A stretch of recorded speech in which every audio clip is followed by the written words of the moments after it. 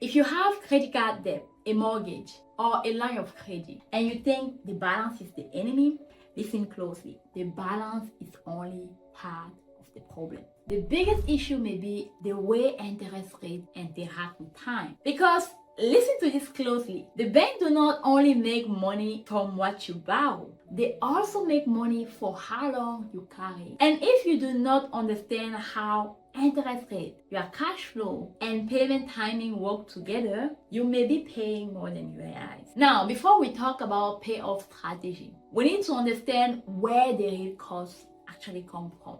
My name is Therese Tsague. I'm the founder of America Credit Care, a credit repair company that helps clients review and improve their credit profile through structural, compliance-based strategy. This video is not about promising that you can erase debt overnight, pay off a mortgage in a guaranteed number of years, or avoid interest rate completely. That is not how responsible strategy works. This video is about structure because for many people, debt is not just a math problem. It's a timing problem, a cash flow problem, a behavior problem, and a strategy problem. So today, we are going to talk about what I call the interest audit. How to understand the cost of debt, how payment structure may affect payoff speed, and why a line of credit can be a tool in some cases and a risk in others. We are not doing hype, we are doing math with discipline. And if you ever felt stuck in debt,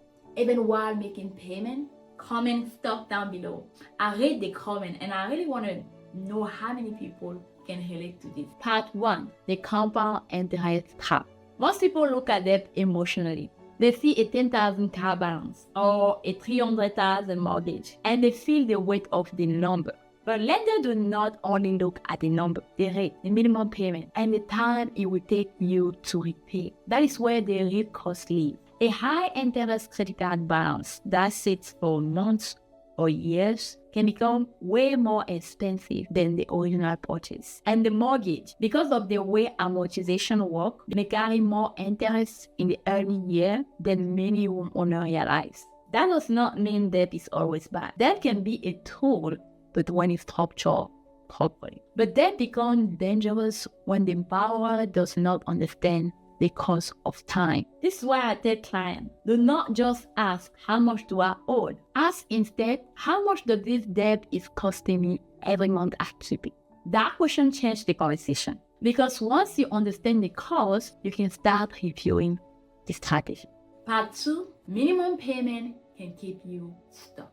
And this is where many responsible people still end up feeling stuck. Now, let's talk about minimum payment. Minimum payment can keep an account current, but they are not always designed to get you out quickly. If you only pay a minimum on a high interest debt, a large portion of your payment may go through interest instead of reducing the principal. That can make the debt feel like it's barely moving. You pay, the balance drop a little. When interest hit, the balance feels heavy again. I had clients tell me that they felt like they were running on a treadmill financially, moving constantly, but never getting closer. And psychologically, that feels exhausting. This is what some of my clients say. Therese, I'm paying every month, but I feel like I'm not getting anywhere. And when we review the number together, the issue is often not that they are doing nothing. The issue is that the payment strategy they have in place does not match the interest structure. The first step is interest audit. Ask yourself this question. What is the APR? What is the minimum payment?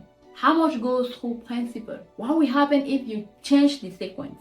And honestly, this is why so many people feel exhausted, even when making payment every month. Now, let's talk about one of the most misunderstood debt strategies online. Here's the phrase people love online: velocity banking. Some people present it like a magic trick. Sweep your income and pay off all your debt fast. But the truth is more serious. A line of credit can be a tool, but it's not a miracle. It may help in certain situations if the borrower have positive cash flow, discipline, a lower interest cost, and a clear repayment structure.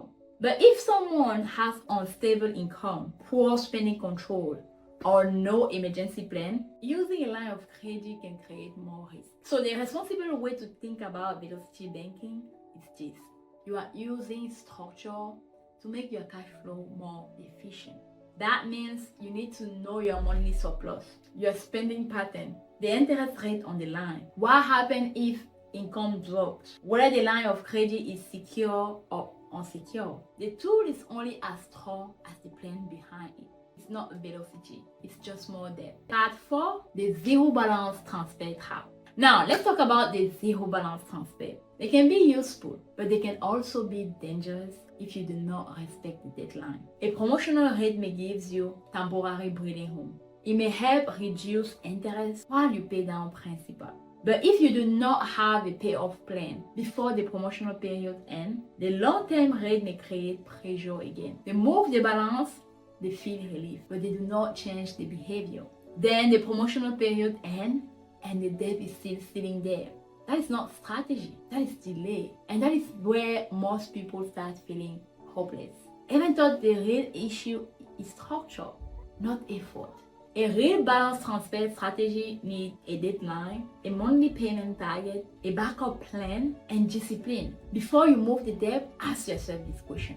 What is the fees? When does the promotion end? What will the rate become afterward? How much must I pay monthly to clear the balance? Will this help my credit transition or hurt it? Am I solving the problem or just moving it? That is the difference between using the tools and becoming the tools. 5, a lock strategy and the risk most people ignore. Now, let's move into a strategy people often underestimate the risk of. Let's talk about HELOC, which stands for Home Equity Line of Credit. A home equity line of credit can be powerful because it allows homeowners to borrow against equity and pay as they go. But I need to say this clearly, an HELOC is not free money. It's usually secured by your home. That means if the strategy fails and you cannot keep up with payment, consequences can be serious. So if someone say, just use the HELOC and sweep your income, they are leaving out the part that matters most, risk. A HELOC strategy may make sense for some homeowner with stable income, strong cash flow, discipline, and a clear plan. But it may not be appropriate with someone that is already struggling with payment or living without a safety margin. At America Credit Care, I do not want people chasing strategy because they can be sophisticated. I want them to understand whether the strategy fits their actual life situation. Because the strategy can look great on a spreadsheet and fail in real life if the cash flow is low. I had a client last month that came to me ashamed of their debt. They said, Therese, I feel like I'm paying, but I'm not moving. And I always slow the conversation down because shame does not solve debt, but structure does. When we review the debt, we look at the full picture, the interest rate, the monthly payment, the emergency buffer, the credit profile impact, the payoff sequences. And sometime down the road, the client realized the problem was that they never had a strategy. They were sending money every month, but the money had no mission. Once every dollar has a job, the situation starts to feel different. Not easy, but clear. And clarity is where control begins.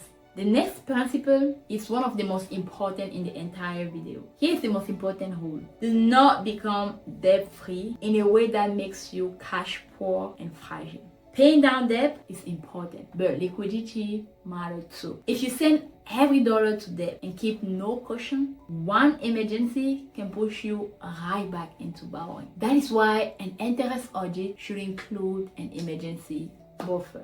Ask yourself, how much cash do I need to stay safe? How much extra can go toward debt? Which debt costs the most? Which account affect your profile the most? What payoff order gives you the strongest balance between saving, safety, and credit health? There is no one size fits all answer. That is why the audit matters. The goal is to move wisely. And this is where many people realize debt payoff and financial stability are not always the same thing. So when you step back and look at the full picture, if you feel trapped by interest, minimum payment, or debt that does not seem to move, this may be the moment to stop guessing. At America Credit Care, I help clients review credit profile and debt structure through a structural compliance-based approach. If you want me to review your profile, feel free to click the link down below and schedule a personalized credit strategy section today.